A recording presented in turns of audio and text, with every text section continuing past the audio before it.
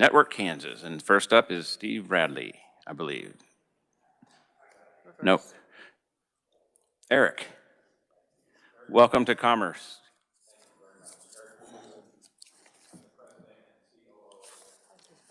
Your microphone's not on, I don't think so. There we go. How about that? Better. Chairman Tarwater, Vice Chair Ward, and Ranking Minority Member Sawyer Clayton, and the House Committee on Commerce, Labor, and Economic Development. Thank you for giving us time to talk today about Network Kansas, statewide relationships, and entrepreneurship support. As a brief bit of background, Network Kansas was a byproduct of the Kansas Economic Growth Act of 2004. Steve Radley and I were hired in May of '05, and as one of our very first marching orders, we created and then launched a referral center in March of '06. We now call it the Impact Center.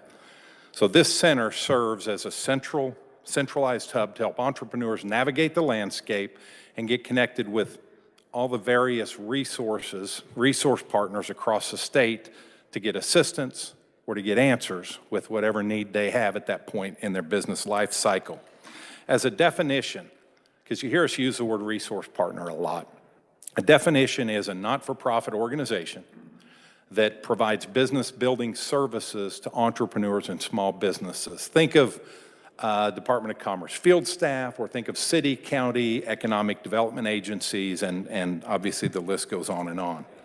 So the Impact Center receives inbound inquiries.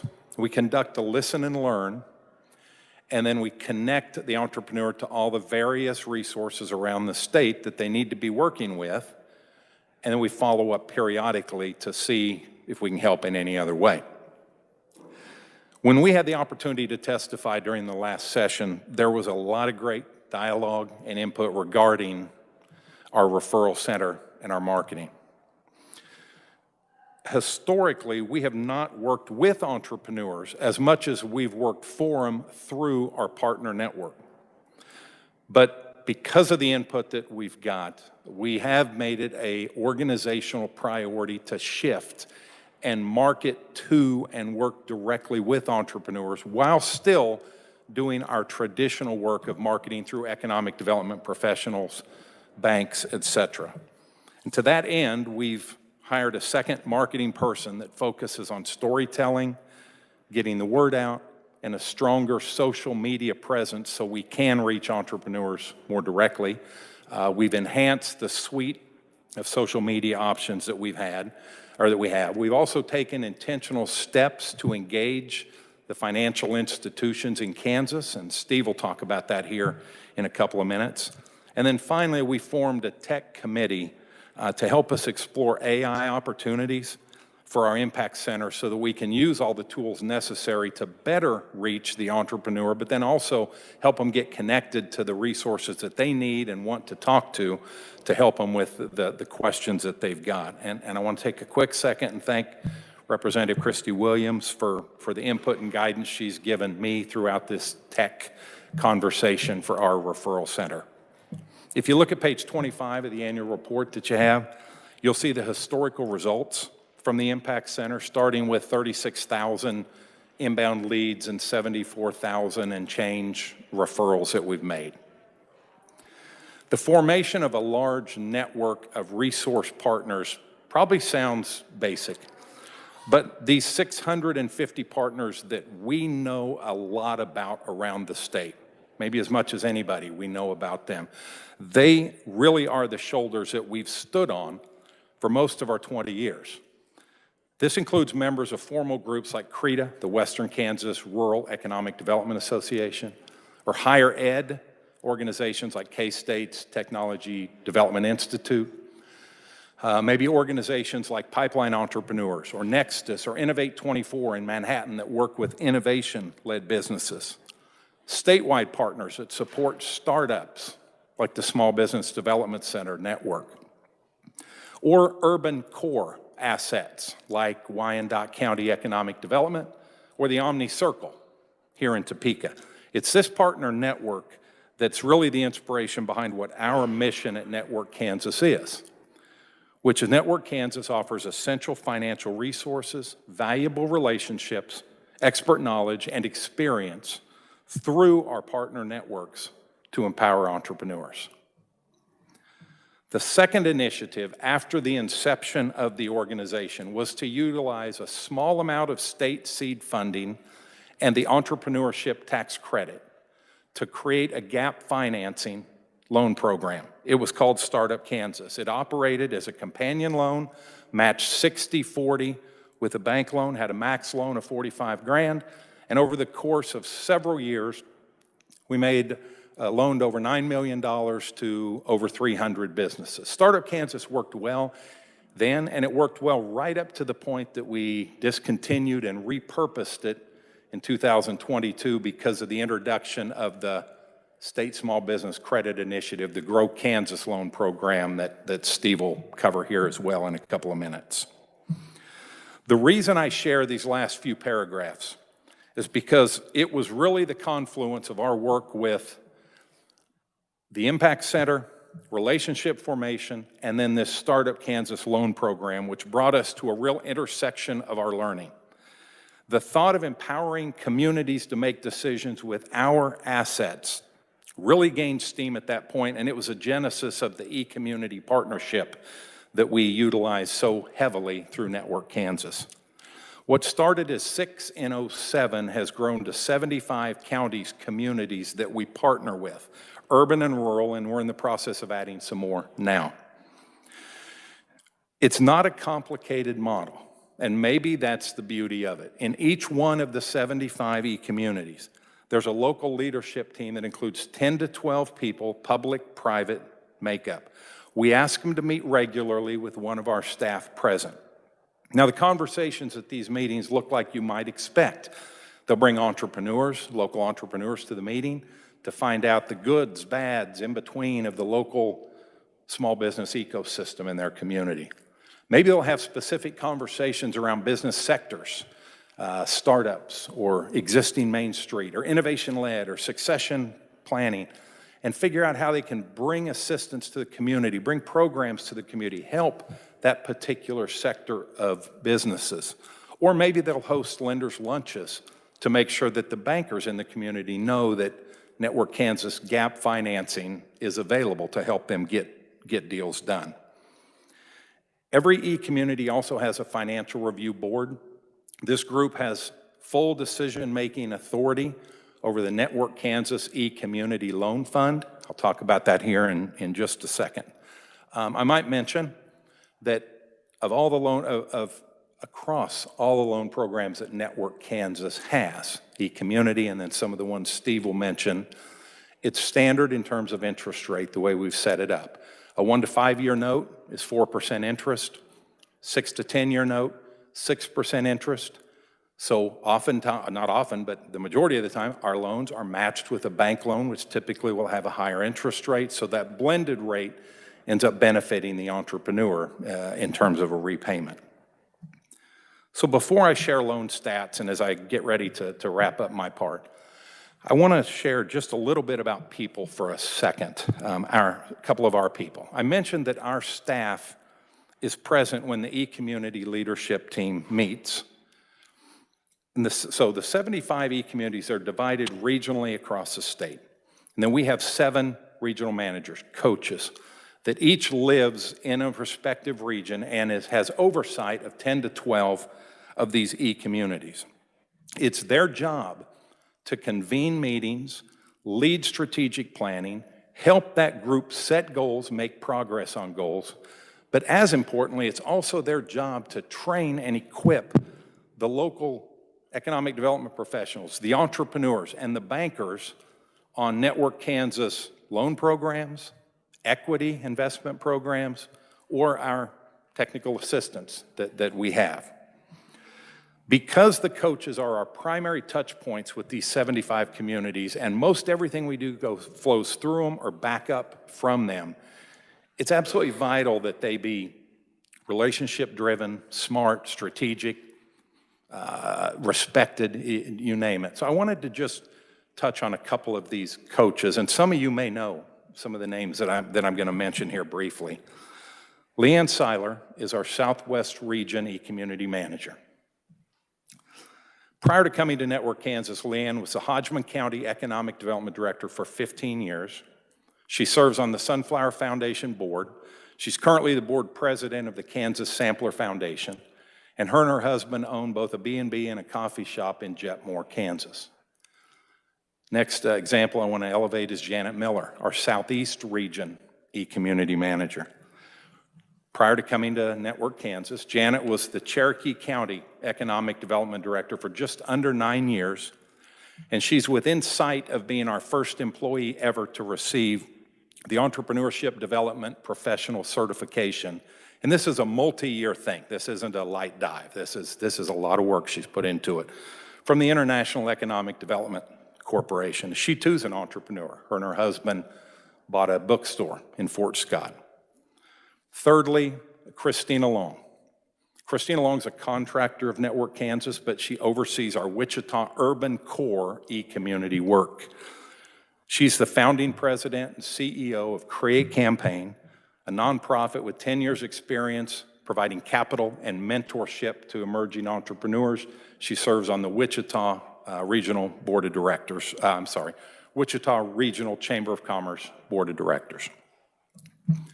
If you look at page 28 of the annual report, you'll see some fiscal year 25 loan results for e-community. I'm not going to go into great detail, but I want to share just a little bit of historical data from inception in 08, when we rolled that out with the first 6 communities, to November, just a couple of months ago.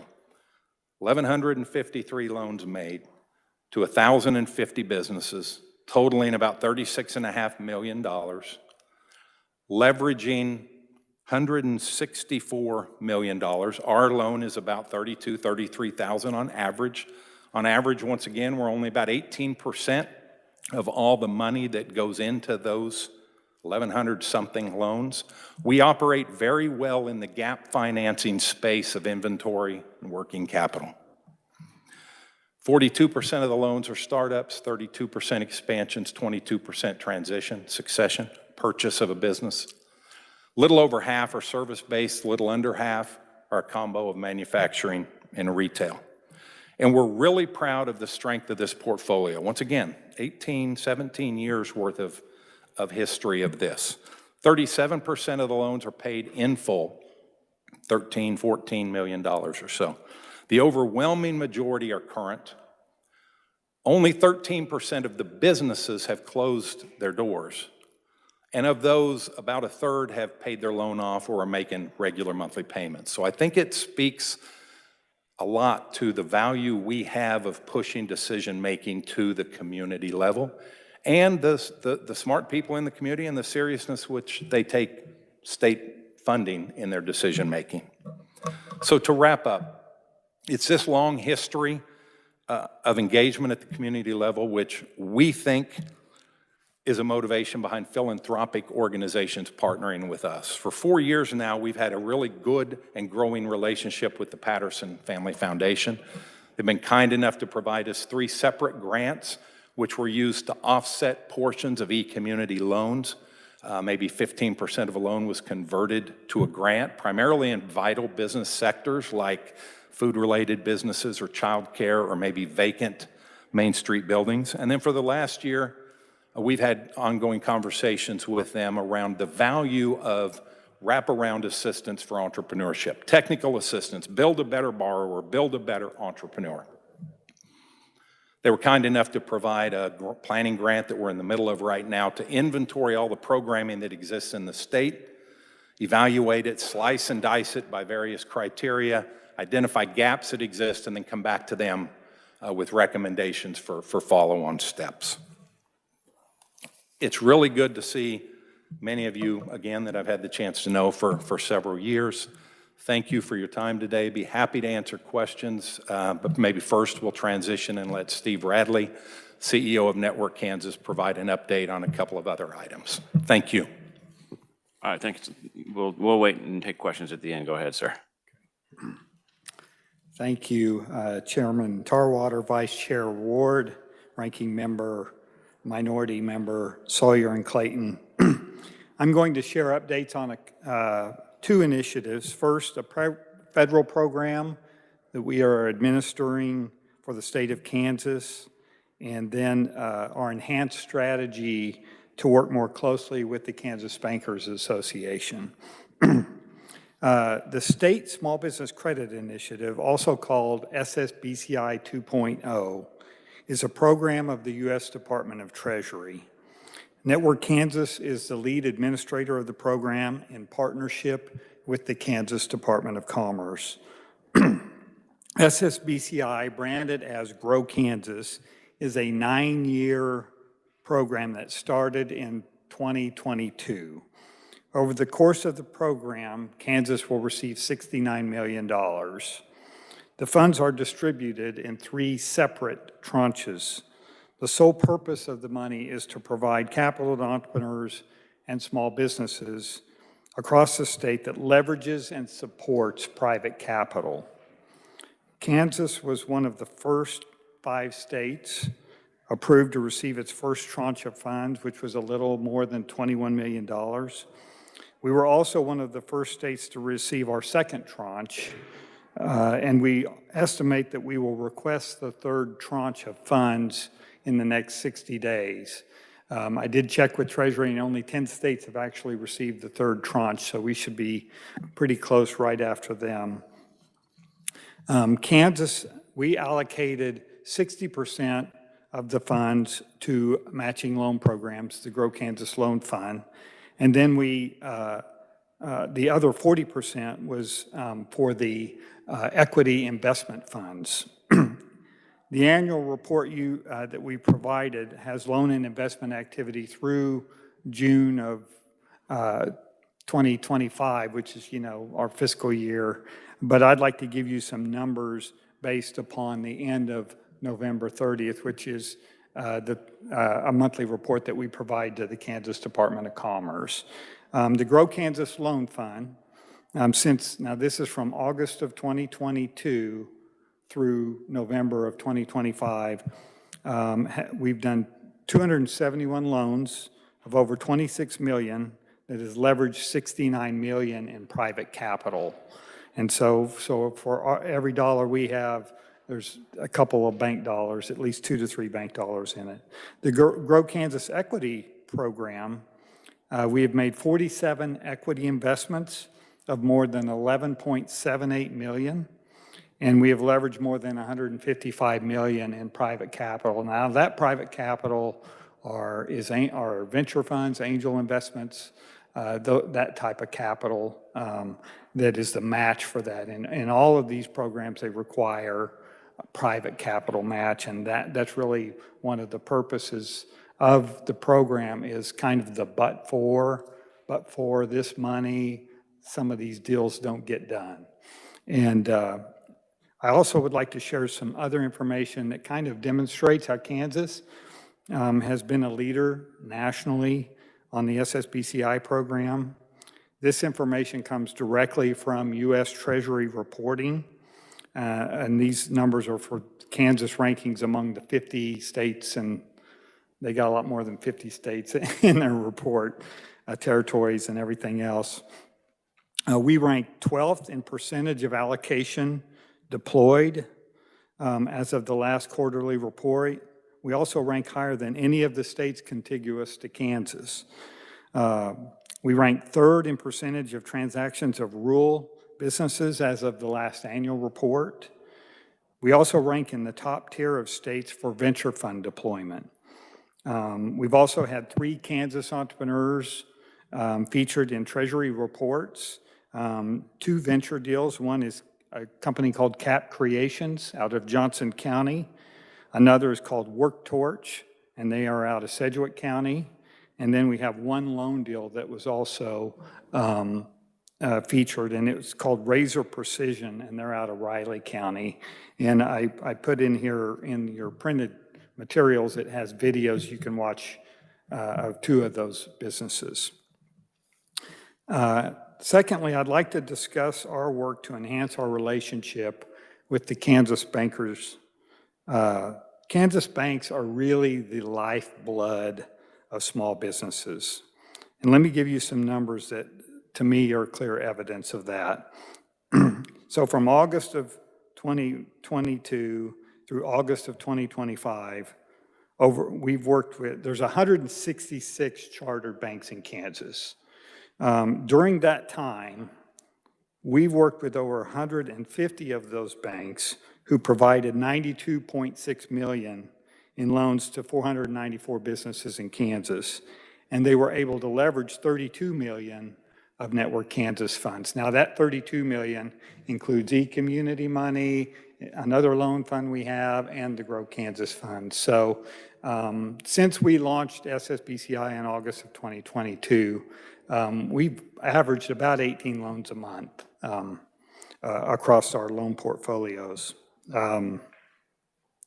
We believe these numbers can even get better. And so we joined the Kansas Bankers Association. We meet with individual banks. We've met with Intrust Bank and Fidelity Bank, Mid-Kansas Bank up here. So we've continually met and developed stronger relationships with those banks. And let me tell you something, Kansas is really fortunate to have as many community-owned banks as we have. I went to Dodge City, met with eight banks in a day and a half, and you know that 3 or 4 of those were local to that area, maybe in 3 or 4 communities. And those banks are, you know, they're the feeder of those small businesses and ag, of course, all across the state. And so we're really fortunate about that. Our enhanced strategy also includes a deeper dive into increased deal flow in our larger metropolitan areas. That's kind of a strategy that we are working on, and we plan on testing some marketing in some of those communities, Wichita, Johnson County, Wyandotte County, to see how we might be able to increase our deal flow. We're also looking at our rural loan deployment and seeing if there's other ways that we can help that. We'll be exhibiting at Kansas Bankers Association events so that individual bankers and individual loan officers know about the program, because if I had one banker tell me once that there was a business that he really wanted to 4 or 5 location chain that he really wanted to, you know, get and keep. And he told me that he used the Grow Kansas as part of that because we were able to blend, you know, right now with interest rates, you know, our loans are blending the rate down. They're lowering the overall payments to the businesses. And so it helps it not only helps their customer, but it helps the banks as well. In conclusion, as Eric described in his testimony, the opportunities to integrate our entrepreneurship programming with our partnerships with capital providers continue to provide entrepreneurs and small businesses with better opportunities to start and grow businesses in Kansas. And that is largely because of our deep relationships with our partners across the state and our communities across the state. With that, we'll open it up for questions for either one of us. Or all right, well, thanks for the presentation. Committee, any questions? Representative Melcher. Thank you, Mr. Chair. I just have a couple of questions. One being, what percentage of defaults do you have? And are there any types of businesses that are exempt from your financing portfolio? I heard the first part. What was the second? Are there any types of businesses that are exempt from your financing portfolio? The first question is fairly easy. Our default is about 6%. Oh. Dollar default. The only businesses are ones that most people would question. Yeah, I would question. I can't remember what they are. The answers are only those that you might know are questionable are the ones that the communities typically choose not to pursue with funding. Okay. Thank you. Thank you for the question. Might as well stand up. Representative Laura Williams. Thank you, Mr. Chair. I think either one of you could answer this question. I had the same on the default payments, but I'm glad to hear that the interest rate is rather low. I think that's awesome.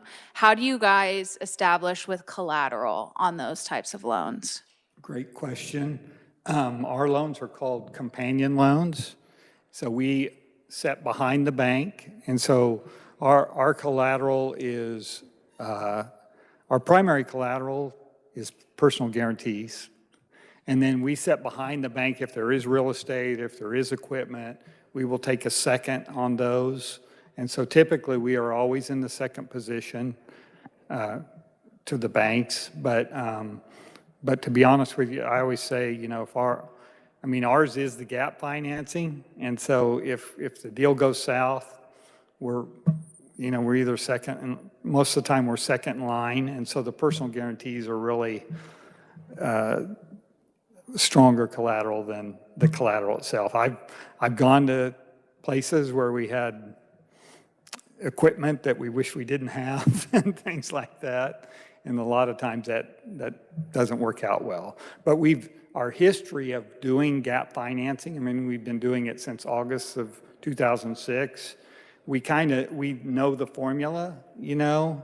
And so every loan program we have has a positive return on asset.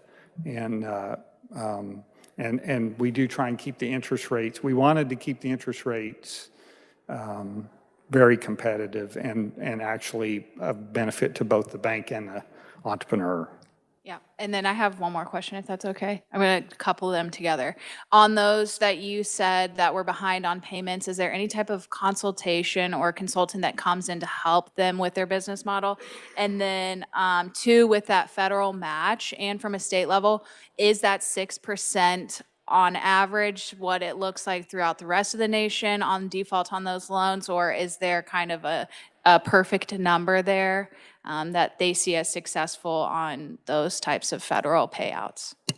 Let me answer the first question. Is one of the things that we've done in the past 2 or 3 years, and I do want to introduce a couple, we have some staff. Trish Brasted's our chief financial officers here, and Bailey Henry, who runs all our youth entrepreneurship. But the last few years, we have gone to a ACH. So we have about 1,000 active loans that's ACH. And so we know it's really helped us. In the past, we used to have our partners. They would get the money, and then they would send it to us, and sometimes that would be 2 or 3 months. So if they were late on a payment, we wouldn't know for 2 or 3 months. Now, we know immediately, so we can get with the coach that Eric talked about, who then gets with the local community person, and then gets with the customer at the local level. And we will work with anyone, you know, on their payment. We'll work out a payment. We've never not done that, you know. And then we will try and connect them with local service providers that can help them with that cash flow and those things as well. And then with that 6%, is that a good number, you know, on average nationwide on default on those loans? Or is where does that fall in the national average?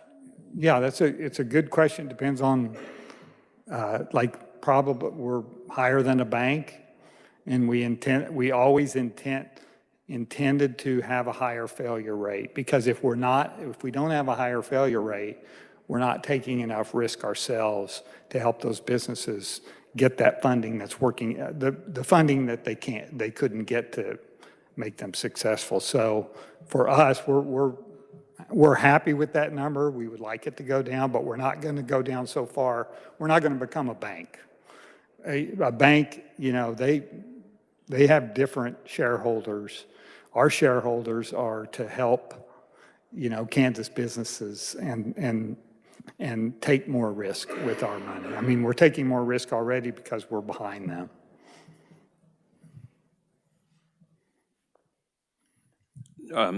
Any further questions from the committee? Representative Melton. Thank you, Mr. Chair.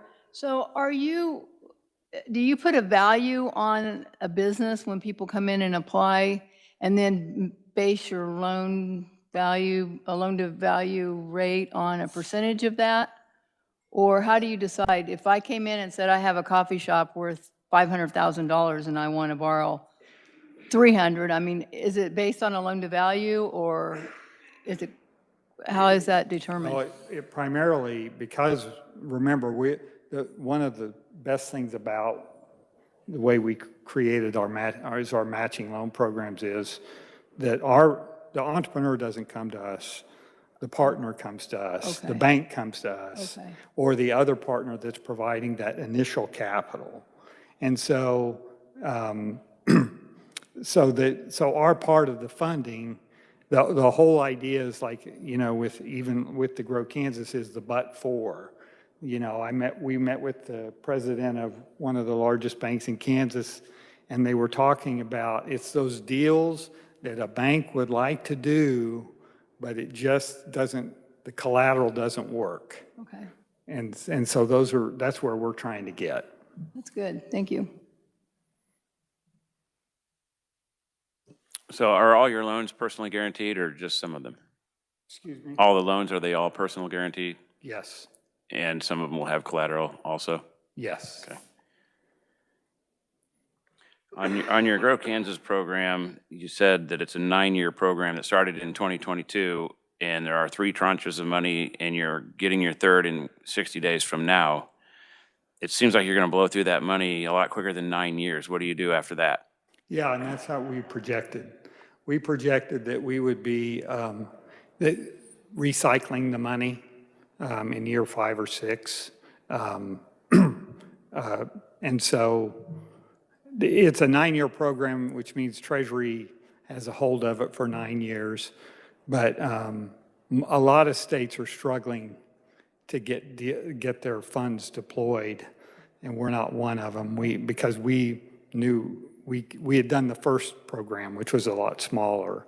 And so the wonderful thing about this program is these loan funds are in perpetuity. So once we get paid back, we reloan it out.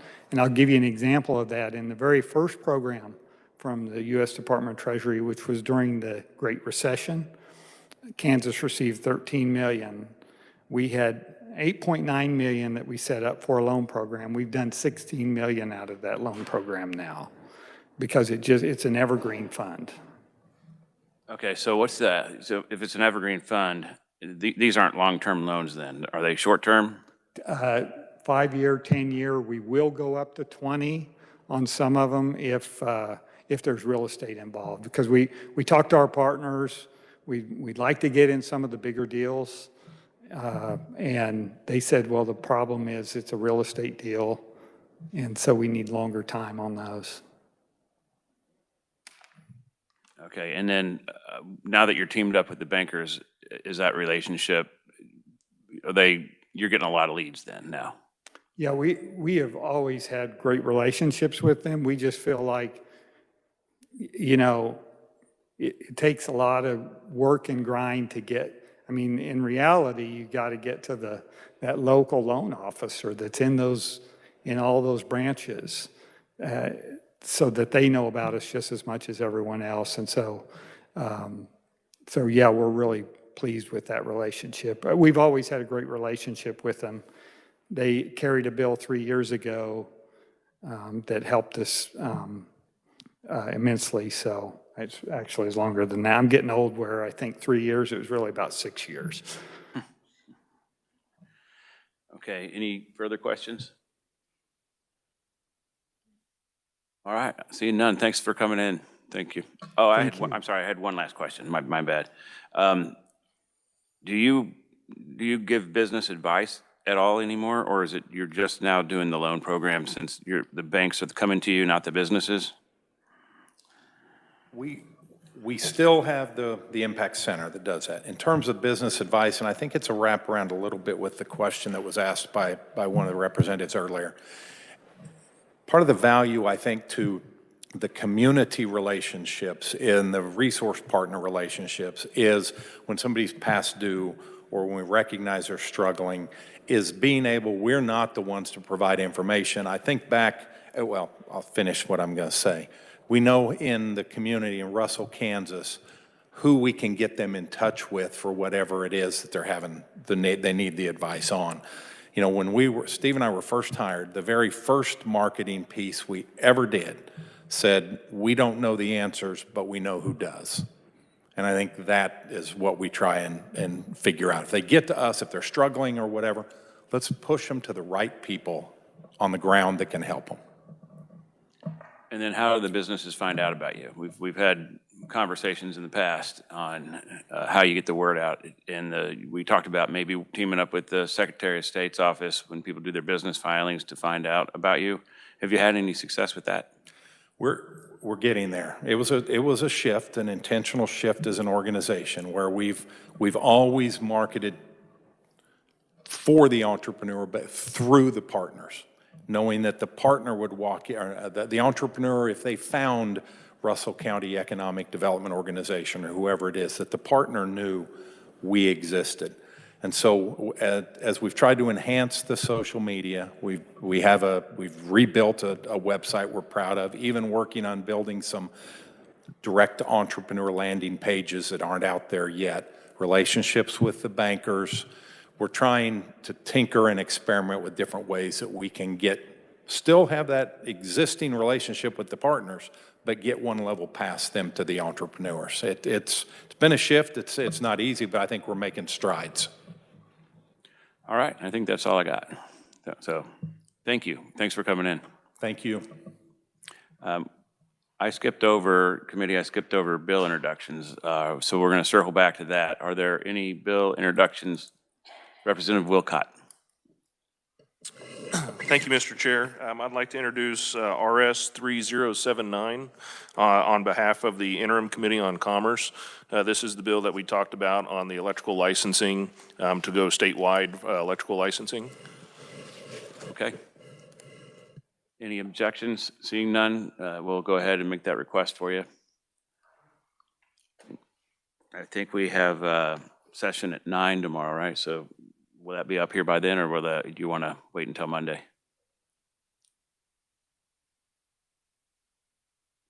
Charles, sorry. Yeah. Talking to you. Monday, okay, all right.